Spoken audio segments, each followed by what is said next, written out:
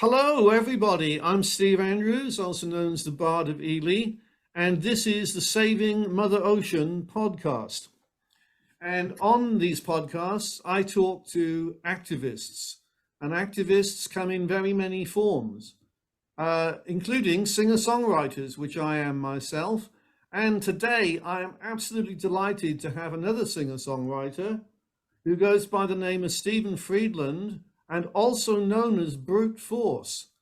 And I have a t-shirt here with him on it, and I have his album, Planet Work, which he will be talking about later, I hope. But now, let us welcome Stephen Friedland, aka Brute Force, and Stephen, perhaps you could tell us all about yourself, and because I know a lot about you, as you know, but the viewers don't. So, Stephen, take it away and tell us about yourself. Well, myself is an entity which is probably invisible, and it is at best propped up by actions and sounds, being words that is coming out of my brain, speaking things that I've learned, the actions of my body and the words then would compromise something, a person. People would see me, and then I would be learning this self as I got older. As a toddler, didn't have too much. As a baby and a toddler, didn't have too much idea of the self. As I moved, I'm really parsing your words because I think it's important. And for instance, the selfie, I've always objected to the selfie in that the self cannot be, you cannot see the self.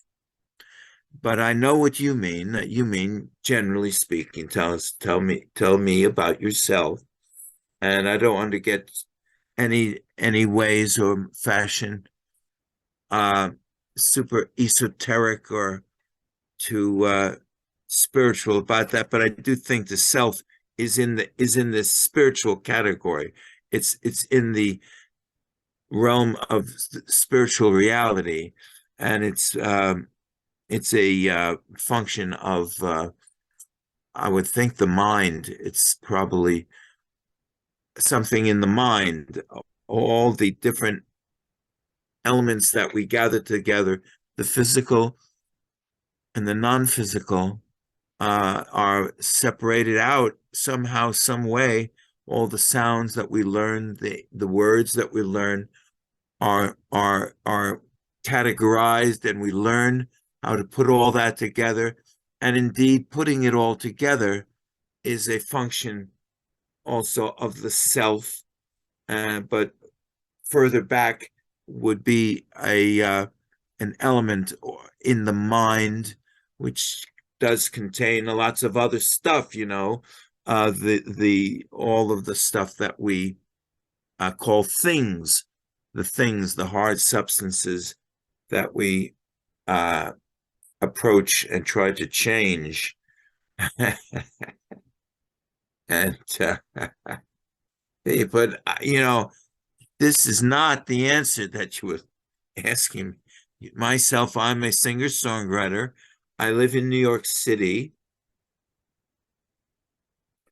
It's a beautiful day today. People talk about the weather. It gives them a connection with other people. You'll notice when you're with people, they start talking about the weather. Very important. So, first off, though, I think it's very important to thank you. I was really unaware that actually at this moment now, when I tuned in with you, that it was going to be a segment of Save the Ocean. I thought it was going to be, uh, Rocking the Valley, which took the program. And but this is fine with me. I remember doing a Saving the Ocean with you perhaps a year and a half ago, and that was fun.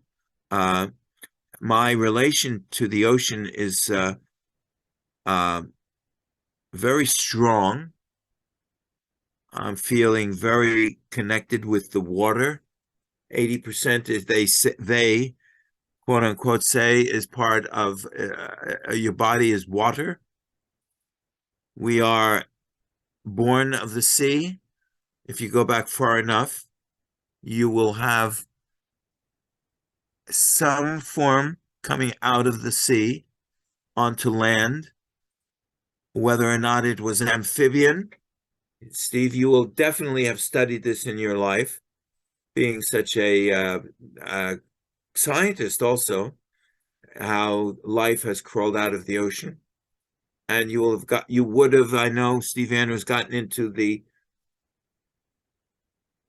um, what's the word for the different forms of life? Biodiversity. Oh, well, that's one way of describing it. That's one word, biodiversity. The Philology flora or and the the fauna. physiology of moths and butterflies, for instance. Look, You may flappy have doctor. very well studied that, and other things, human beings, the hominids, and our upbringing and how it all happened. Me, I'm just an iteration. I wrote yesterday, and this may be in a little in line with what you just asked me, asking me, tell us a little about yourself. And I'm sure that my own thought of myself is quite, you would say, extreme. uh, but this yesterday I thought, and I did even write it down. Imagine, if you will,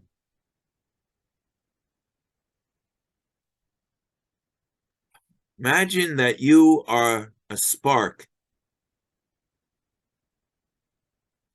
Imagine you are a spark from the original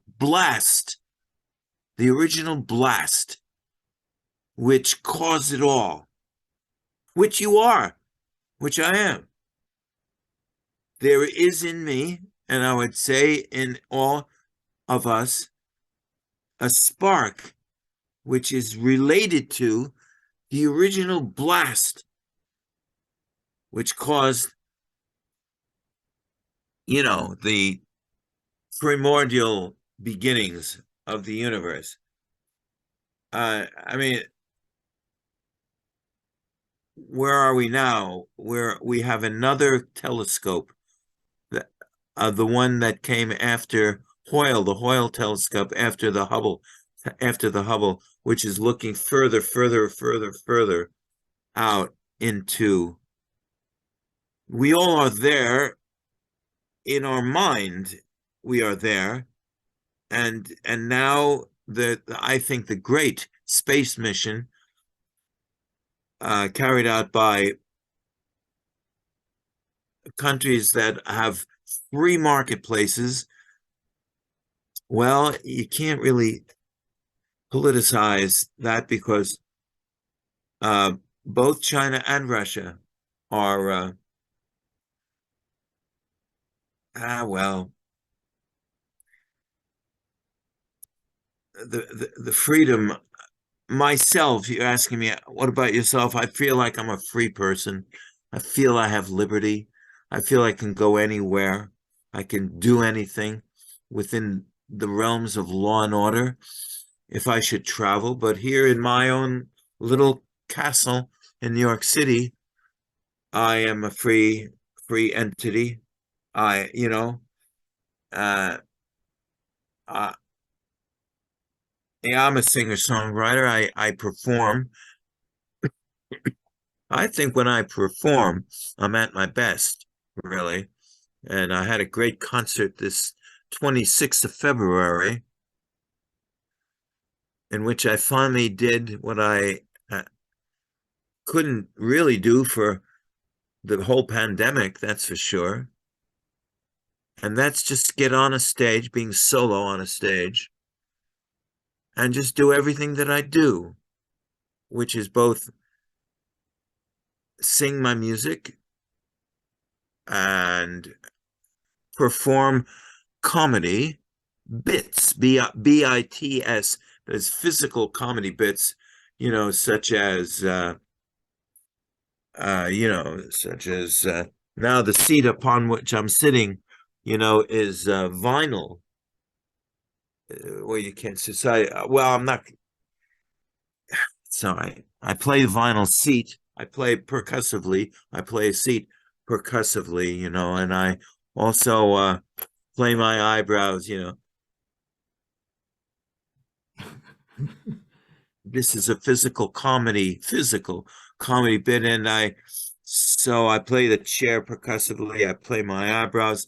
I put a rubber band on my cheeks and attach it to my ears so that I'm smiling, and that's the brute force smile assister, uh, which is the punchline of the story which I tell about, which dovetails again with the beginnings of the universe, and how life finally came along, and people were terrified of volcanoes. The volcano stopped. Someone was so happy that they smiled. They actually smiled, and well, it's all right. I can describe it. And someone smiled, and now, millions of years later, so much smiling has caused the tired cheek syndrome.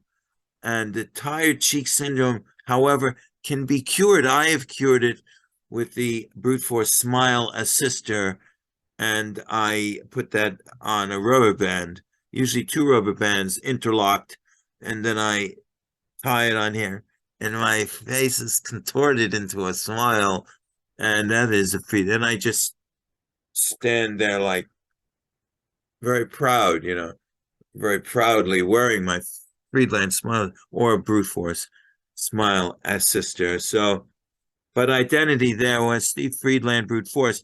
There's a very good, and self is very good connection with what I've been through in my career, because a pseudonym, and also known as, professionally known as, name absolutely plays along with identity, and identity is intertwined with self.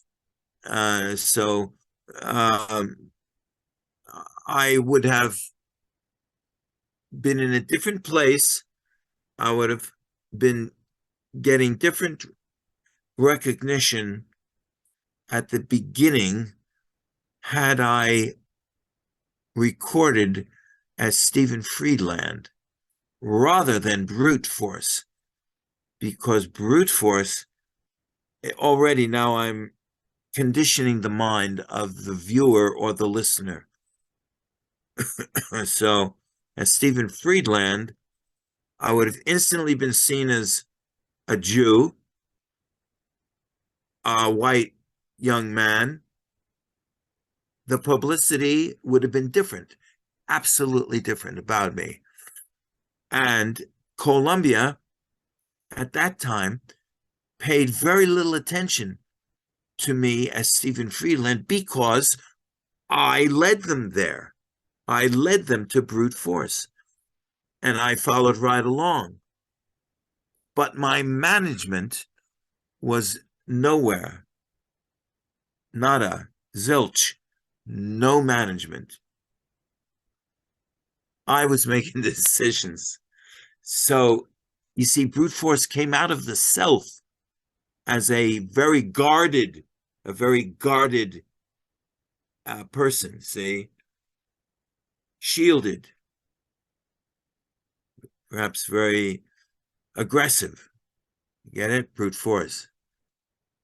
I had conceived of my name as crude brute prior to brute force. But when I was recording my own stuff with the Tokens, I had become a Token, so I was recording my own stuff. Tokens, Lion Sleeps Tonight, Women Away, Women Away, and so they decided I was working with their production office, writing songs and being in their group. And the time came when they decided, oh yeah, let's record your music too. So in a studio, I just don't know which studio, or I forget the name of the engineer, but we were all gathered around the board and talking about what I'm going to call myself. And this is in relation to identity, which is in relation to self. So I'm still in answer to that problem is a slip. That question tells a little about yourself. That was a dangerous question to ask me. So, right. And so I said, well, I think crude brute, we're talking about what to call me. Because you see, I had in my brain that my name, Friedland, was not appropriate to be a rock singer. And probably it was correct at that time because I was being influenced by Hollywood. And I knew by that time that lots of actors, had changed their names, and the stars had names that were made up, I had learned that. So I said, we're talking about what to call me. And I said, Crude Brute. And Jay Siegel,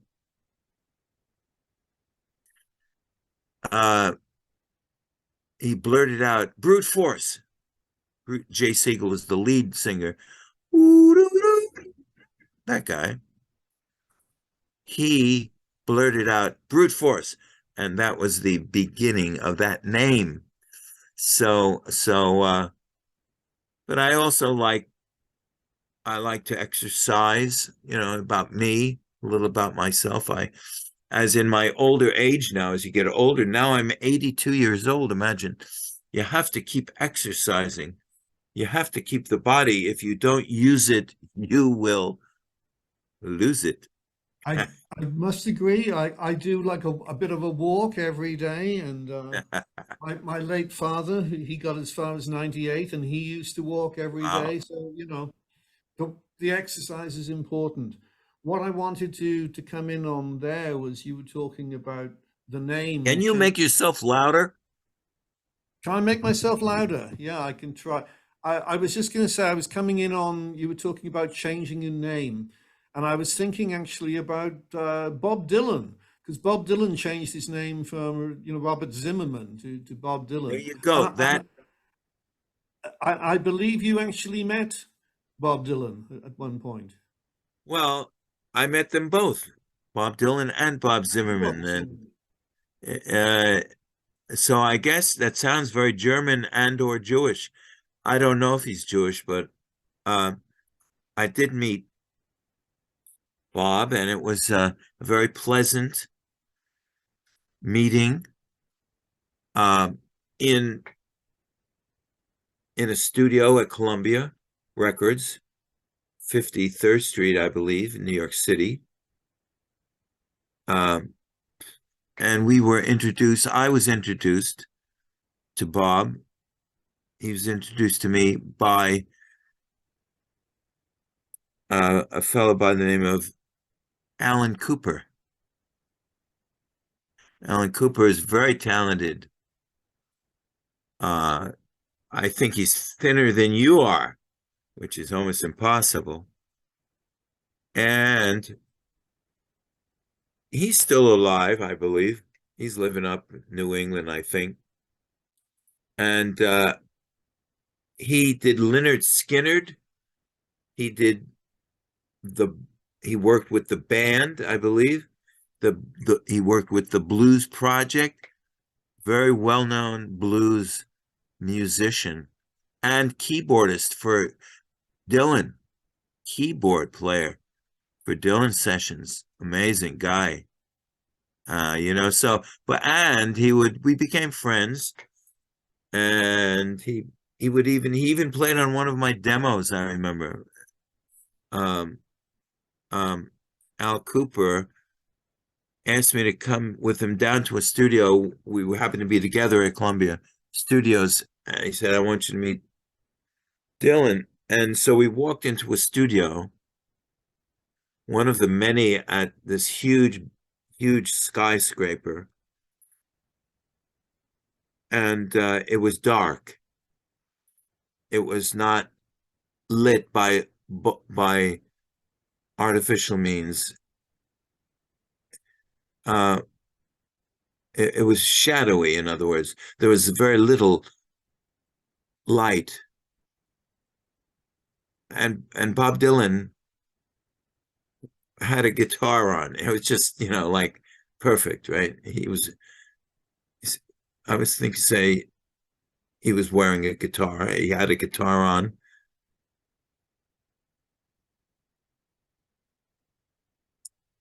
And I said hello. You see, Al Cooper wanted me to play him a song,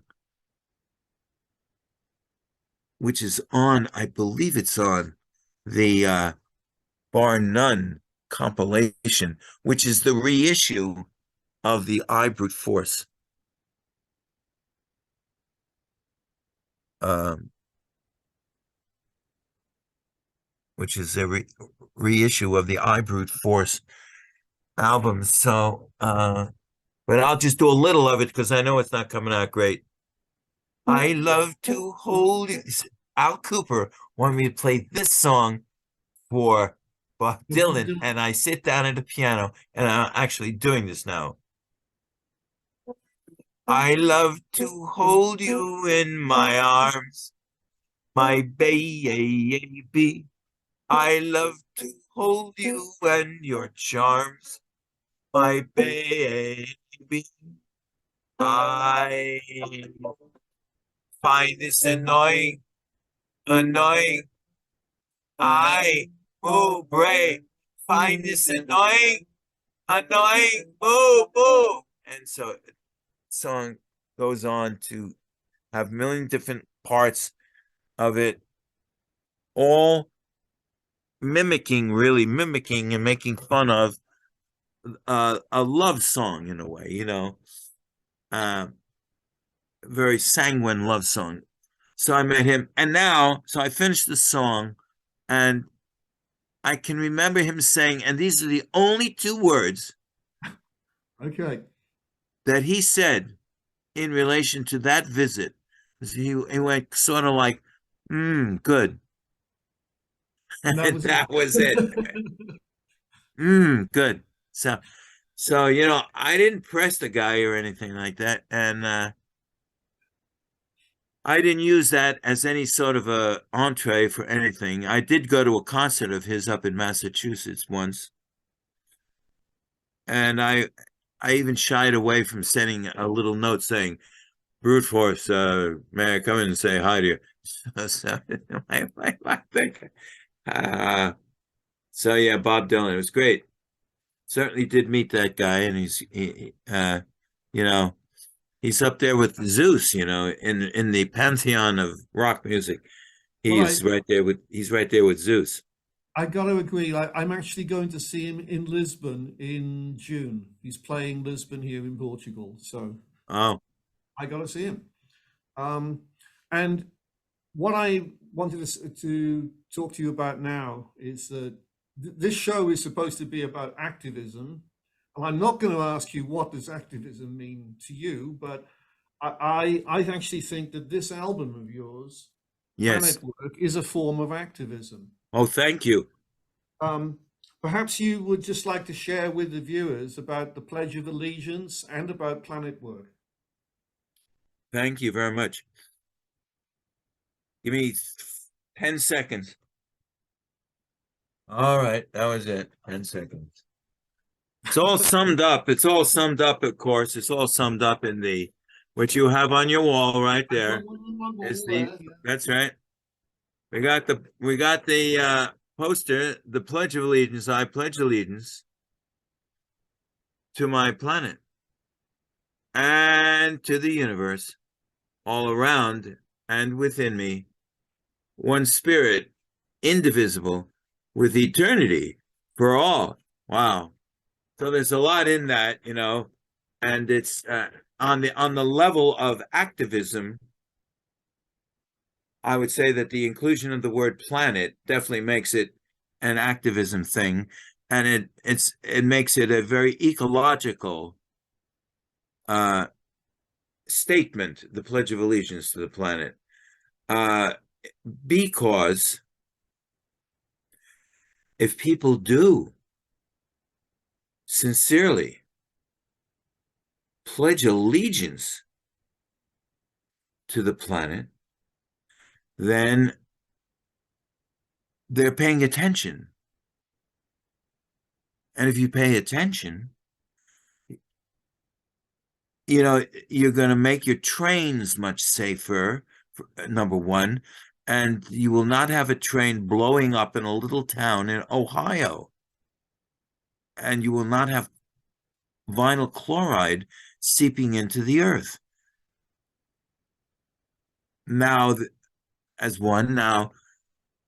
warming of the planet has been mentioned as a causation of the recent fish kill in Australia, a reason that millions of fish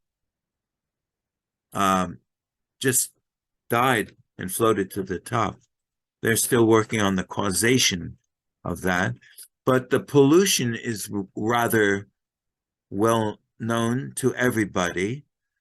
The pieces of paper that you see strewn about the sidewalk or the side of if you're riding a train and you look out the window, as you zoom along, you'll see pieces of metal and paper all strewn along the path.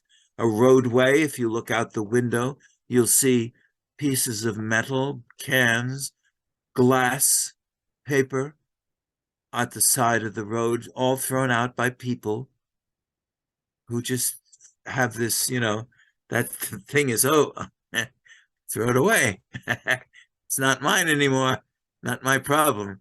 And so we have people to take care of these problems, and they bend down and they pick it up, they take it away, and it is recycled in some cases. In some cases, it's just burned. But the Pledge of Allegiance to my planet on the track on Planet Work it is a very activist work. All of the songs on Planet Work are devoted to noticing the planet, bringing awareness to the planet. And that bringing awareness thing the bringing awareness thing is part of my own drive to enlighten humanity. I know that's a tall order. If you go into the Universal restaurant, what do you want? I'll have a double order of enlightenment, please, because enlightenment is not I'm not criticizing you or anybody for not being enlightened. I am laying it out and asking people to make their choice. Now the track of the Pledge of Allegiance, I pledge allegiance. The track, the actual music of it, contains the words all around and inside of me, not all around and within me.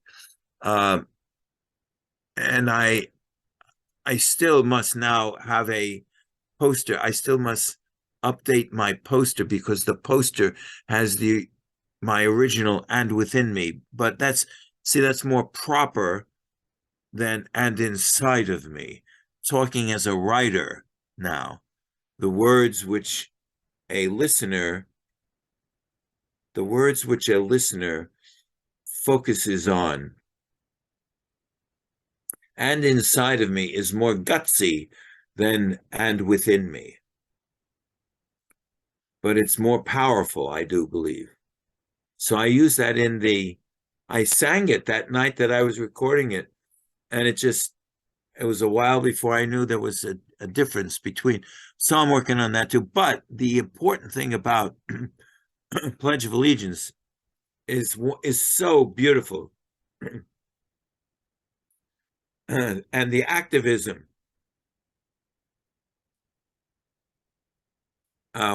will take a new turn when I am finally releasing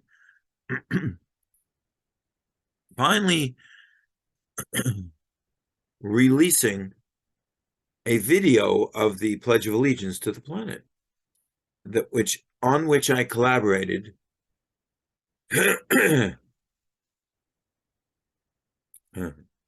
on which I collaborated with students in a video class in Utah, which is a state in the United States. And their teacher, a very talented video teacher, Will Atkinson,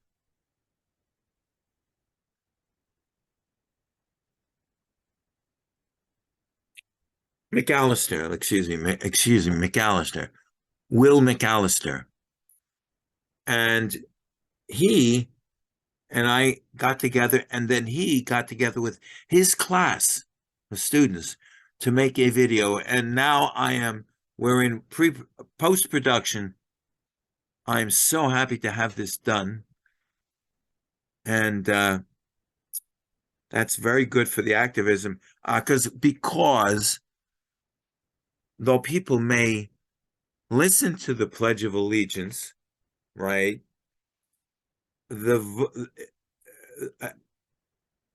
Presenting a song with a video is a very popular way of doing things. People like videos of songs. And so many more people will listen to Pledge of Allegiance because there's a video of it now. And so there you go. It is an activist mission. Activism is a mission. You have to be on a mission. You got to keep the ideas going. You have to pursue it. You have to keep pursuing it. And I know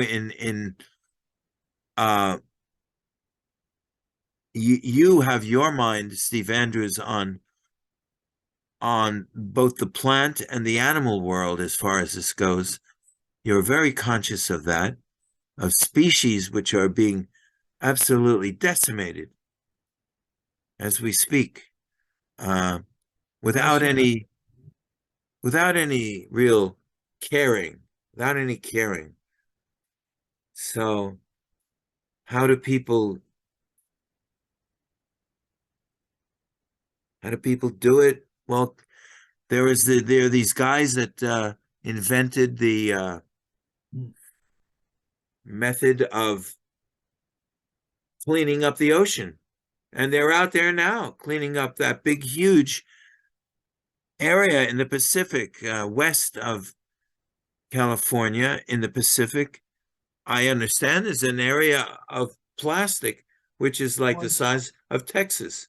Twice the size of Texas, I've heard. Twice. There you go. Twice the size of Texas. And so cleaning that up, they're doing that. It's a slow process. And they have also invented a method in marinas will often become a polluted area, so that water, by the device they invented, floats in little pieces of debris into a collection tank, and after a while they have to empty it. In the cities here, we have a constant 24/7, 365 focus on that, you can just know that in a city of millions and millions of people, it's a Herculean task to divide the different things that people throw out. But the system here is divided into, you know, paper, plastic, metal, wood, electronic devices. It's amazing how, people do that. I, as a tenant in a building, I get to take my plastics and my paper and throw it into a separate box outside. And there I go. I throw it, boom, I'm finished with it. It's not my problem anymore. And so then we have the social services. There are social services which are now intertwined with the free market. Private companies, unions, truck drivers, 24/7 come by. People pick up the bags, throw it into the trucks 24/7, 365. Now, I know in the United States, there's some places which have staggered type of collection. Staggered, your collection is staggered. Some places where you have to go to a local place and throw the stuff away. Then there are brave individuals who are on, really, like yourself, on missions of bringing awareness to everyone about the terrible problems which exist, and you write about it, and you constantly publicize it, which is a very important part of ecology, or taking care of the world. I am in the field of communication, I suppose. Oh, very much so, I think. I think actually, I think we share something there. I think we're both very much in the field of communication. This is You what too, we for do. sure. And I have to actually um, say that, at this point in time, we're going to have to end this interview, which has been Sure. absolutely fascinating. I could listen to you for hours, but Yes. we do not have the hours, for this to go ahead. So Right, we're going to right. have to finish very soon. But before we go, first of all, I would just like to thank you so much for being my guest. Oh, And perhaps you could just share with the viewers, how can people find out more about you?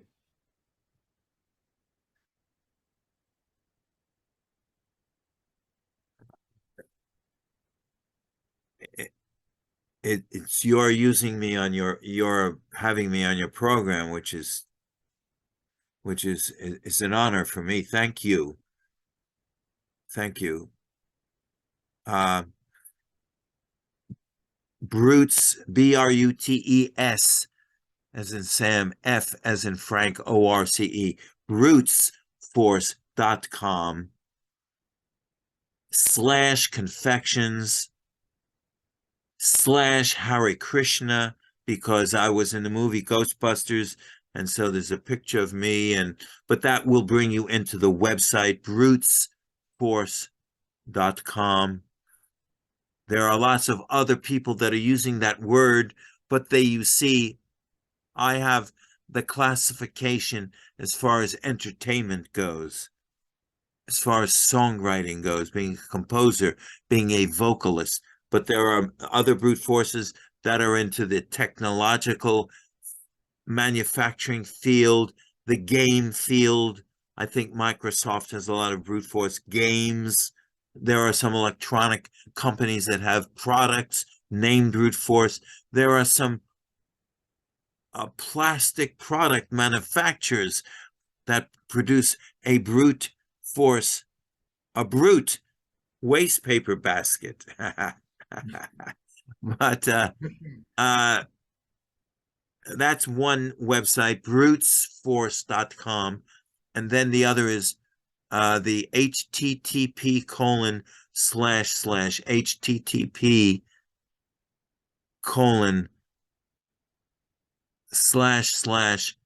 planetwork. PLANETWORK. That's the way you spell it. Yeah. Dot Planet world. You Work. can get that CD if you want. I can mail it from my place. All you got to do, you'll find it on that website, planetwork.world. That's a beautiful. That picture is taken by Linda Eastman.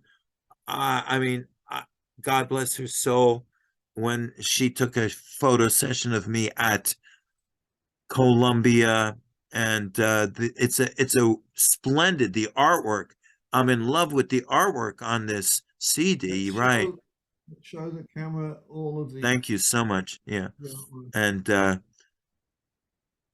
my daughter, Lila, the daughter of Force, she did the cover on it, and a longtime friend of mine, Lillian, did that photo that was just there with the There's heart. back.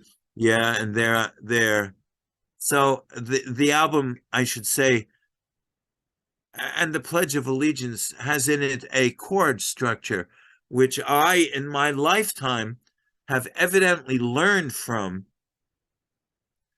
Uh, oh no, we can't. You're signing off now, so. But We're going to will have to, unfortunately, we are going to have to sign off.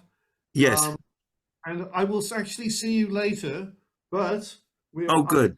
to close this particular show now. So once again, Stephen Friedland, thank you so much for being my guest on today's show. Bye, everybody. Thank you, thank you, thank you. Just get a hold of me, and I will try to do my best And to do what you raise ask. awareness of the planet, I would say. When I'm in your town, country, wherever, please come see me. I love to perform. Performers love to perform, as I know you do. And you are a super, super scientist, author, musician. You're a Renaissance character, Steve Andrews, the Bard of Ely. Bye bye. Thank you, Stephen. Bye bye.